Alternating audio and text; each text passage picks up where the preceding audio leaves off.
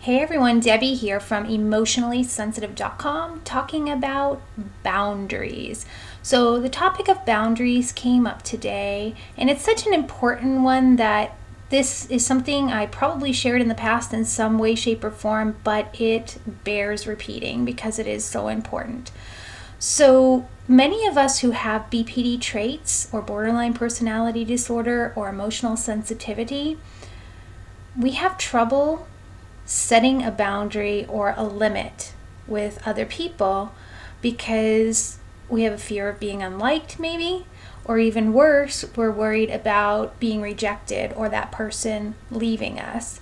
So, this is a really stressful way to live because, on the one hand, we're in constant people pleasing mode, and on the other hand, we're worried that we're so invaluable, that our relationships are so fragile that if we say no and decide not to do something that someone is asking us to do, even if we're not feeling up to it, it's not something we really want to do, maybe it goes against our values or our beliefs or what we want to be doing in our lives right now as we're building our lives worth living, we're so afraid of that rejection or abandonment or that relationship ending over us taking a stand on something, even minor things, that we continue to say, yes, I'll do it, yes, I'll do it.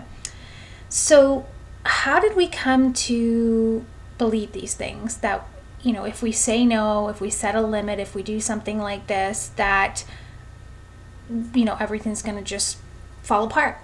Well, one theory is that many of us who have BPD traits or emotional sensitivity as adults experienced severe and often repeated violations of our boundaries as children.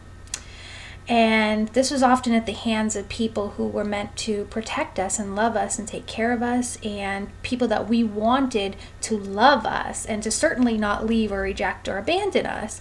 So, even though, no matter how cruel or inappropriate they may have seemed to, and no matter how many times stuff happened, we had our boundaries violated over and over again. Many people who have BPD traits. And this pattern may have helped us survive as children and get through some really supremely less than ideal situations, but as adults, it no longer serves us. So we can have compassion for the child within that learned this way to take care of him or herself. And at the same time, it's time to shift. It's time to see this is no longer serving me as an adult, to not take care of myself and to not have boundaries. So the good news is we can get healthier in our relationships, and we can take skillful steps to stop re-victimizing ourselves and our sensitive spirits by saying no, learning how to do that when we don't want to do something. And we don't even have to come up with a reason or an excuse. Most of the time, people will just accept the fact that we don't want to do something. Boundaries are going to be a big part of the discussion in my online DBT class that starts February 20th. So if you're interested in doing a live weekly class with me about these skills, go to emotionallysensitive.com and sign up for the registration reminders, and I'll be emailing you closer to that time. But we'll be focusing on assertiveness and self-respect in our relationships, among many other things.